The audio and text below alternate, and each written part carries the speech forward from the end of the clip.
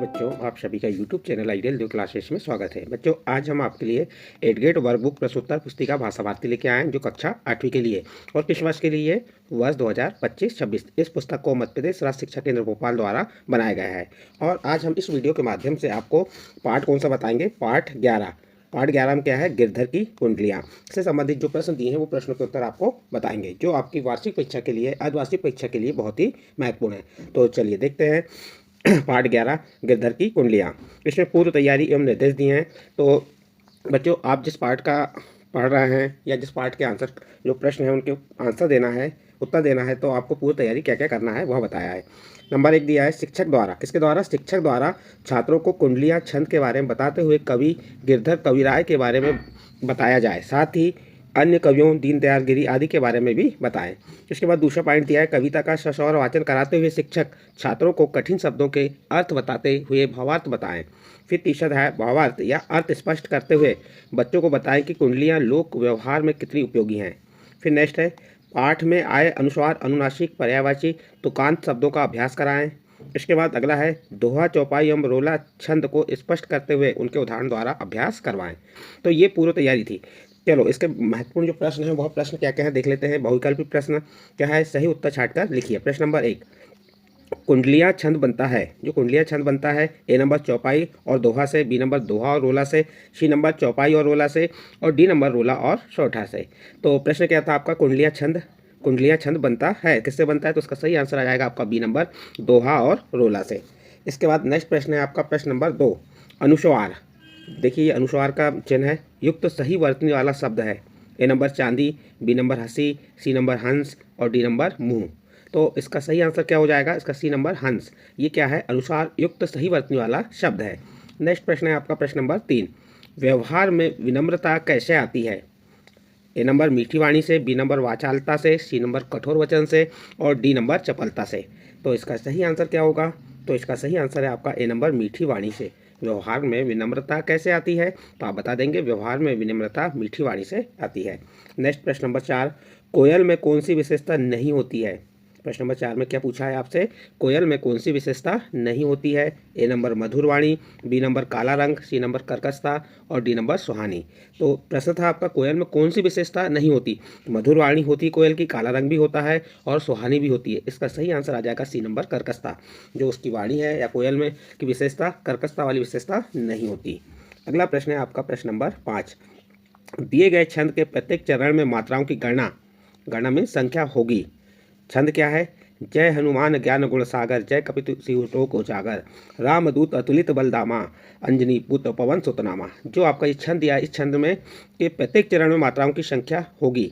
ए number 13 से 11, B number 11 से 13, सी number 16 और डी नंबर 24। तो इसका सही आंसर आ जाएगा आपका सी नंबर 16।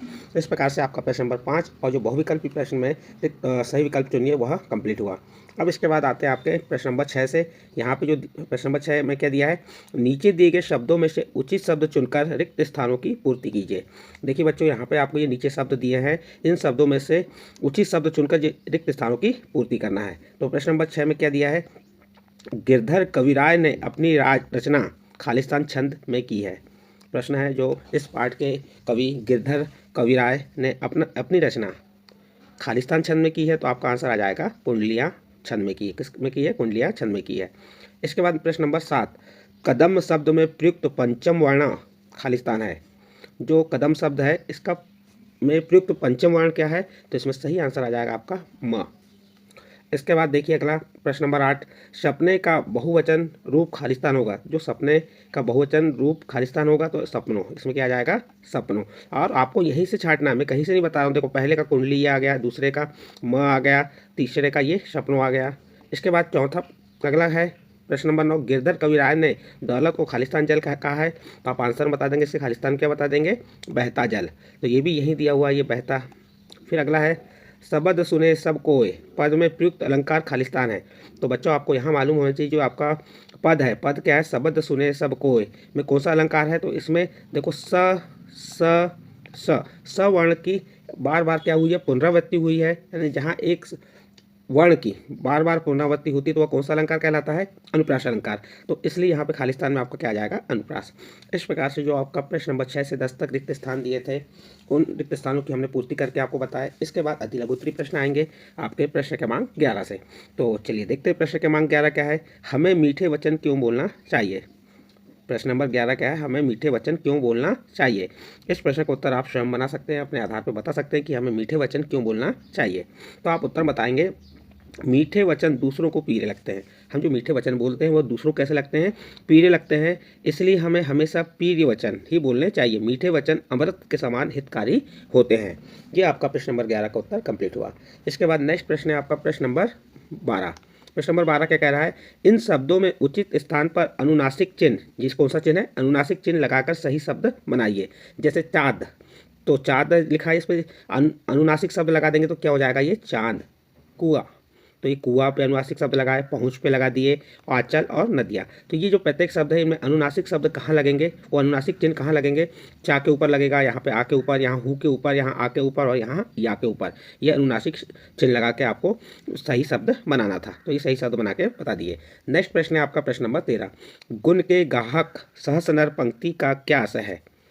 गुण के गाहक सरस नर पंक्ति का क्या आशय है? तो बच्चों इसका उत्तर है, गुण के गाहक सरस नर पंक्ति से यह आशय है कि अच्छे गुणों को चाहने वाले हजारों व्यक्ति होते हैं, जबकि बुरे गुणों या अवगुणों को कोई नहीं चाहता। तो ये जो पंक्ति थी, इस पंक्ति का आशय यही है। आपका प्रश्न नंबर 13 कंप्लीट हुआ। इसके बाद नेक्स्ट प्रश्न है आपका प्रश्न नंबर 14। कोयल और कोए में अंतर कैसे पता चलता है? देखिए यहाँ पे आपसे प्रश्न किया गया है, जो कोयल है और कोए का अंतर कैसे पता चलता है, जबकि दोनों का रंग काला होता है, दोनों पक्षी हैं। तो आप उसका अंतर बता देंगे। कोयल और कोए में वाणी के आधार पर अंतर किया गया है। वाणी यानी उनकी आवाज़ के आधार पर क्या किया गया है? अंतर किया गया है। कोयल की वाणी मधुर है तो कोए की वाणी कर्कश है। इस प्रकार से आप प्रश्न नंबर 14 का उत्तर कंप्लीट करेंगे। नेक्स्ट प्रश्न है आपका प्रश्न नंबर 15 और यहाँ से आपके कौन से प्रश्न स्टार्ट हो जाते हैं? लघु उत्तरीय प्रश्न। प्रश्न नंबर 15 है, कोयल की प्रशंसा क्यों की जाती है? बहुत ही सरल उत्तर है, आप बता सकते हैं कोयल की प्रशंसा क्यों की जाती है। तो इसका उत्तर हो जाएगा, कोयल मीठी वाणी बोलती है। कोयल कैसी वाणी बोलती है? मीठी वाणी बोलती है। यह वाणी सभी व्यक्तियों को अच्छी लगती है, इसलिए कोयल की सभी व्यक्ति प्रशंसा करते हैं। कौवा की वाणी, कर्कश वाणी को कोई भी व्यक्ति सुनना पसंद नहीं करता। इस प्रकार बच्चों आपका ये प्रश्न नंबर 15 का उत्तर कंप्लीट हुआ। नेक्स्ट प्रश्न है आपका प्रश्न नंबर 16। कुंडली या छंद की क्या विशेषता है? तो आप उत्तर बता देंगे। कुंडली छंद में या कुंडली में 6 चरण होते हैं। यह एक मात्रिक छंद है। यह दोहा और रूलक के सहयोग से बनता है और इसके प्रत्येक चरण में 24 मात्राएं होती हैं। इस प्रकार से आपका ये प्रश्न नंबर 16 का उत्तर कंप्लीट हुआ। नेक्स्ट प्रश्न है आपका प्रश्न नंबर 17। आपको अचानक, प्रश्न नंबर 17 क्या है? आपको अचानक बहुत सारा धन मिल जाए तो आप कैसा व्यवहार करेंगे? तो उत्तर देखिए, इस प्रश्न का उत्तर आप अपने आधार पर बता देंगे, क्योंकि यदि आपको अचानक बहुत सारा धन मिल जाता है तो आपका व्यवहार में क्या अंतर आएगा या आप व्यवहार कैसा करेंगे। जैसे मैंने अपने आधार पर बताया हूँ, हमें अचानक बहुत सारा धन मिल जाए तो हम जैसा व्यवहार पहले करते थे वैसा ही व्यवहार करेंगे, क्योंकि धन बहते हुए जल की तरह चंचल है, इसलिए धन पाकर हमें अभिमान नहीं करना चाहिए। जो प्रश्न नंबर 17 का उत्तर कंप्लीट है। नेक्स्ट प्रश्न है आपका प्रश्न नंबर 18। आप ऐसी कौन सी बात भूलना चाहेंगे जो आपको अच्छी नहीं लगी हो? प्रश्न है, आप ऐसी कौन सी बात भूलना चाहेंगे जो आपको अच्छी नहीं लगी हो? उत्तर है, हमारी पुरानी बीती और बुरी यादों और घटनाओं को भूलना चाहेंगे। हमें क्या करना चाहिए? जो हमारी पुरानी बीती और बुरी यादों घटनाओं को भूल जाने का प्रयत्न करना चाहिए। पुराने गड़े मुर्दों को उखाड़ने से व्यक्ति का कभी भी कोई विशेष लाभ नहीं होता है। व्यक्ति को हमेशा यही सोच से काम लेना चाहिए, नया दृष्टिकोण अपनाना चाहिए। ये प्रश्न क्रमांक 18 का उत्तर है। इसके बाद नेक्स्ट प्रश्न है प्रश्न नंबर 19 और एक ऐसा प्रश्न है आपका दीर्घोत्तरीय प्रश्न है। तो चलिए देखते हैं प्रश्न नंबर 19। गिरधर की कुंडलियाँ लोक व्यवहार में कितनी उपयोगी हैं? प्रश्न 19 क्या है? गिरधर की कुंडलियाँ लोक व्यवहार में कितनी उपयोगी हैं? तो देखिए, कवि गिरधर की कुंडलियाँ लोक व्यवहार में परम उपयोगी हैं। जो कवि गिरधर हैं उनकी कुंडलियाँ लोक व्यवहार में कैसी हैं? परम उपयोगी हैं। उन्होंने अपनी कुंडलियों के माध्यम से जगत को व्यवहारिक शिक्षा प्रदान की है।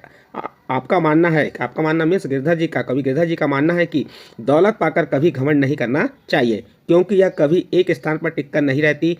हमें सभी लोगों के साथ विनय का व्यवहार करना चाहिए तथा कोयल के समान मधुर वाणी बोलनी चाहिए।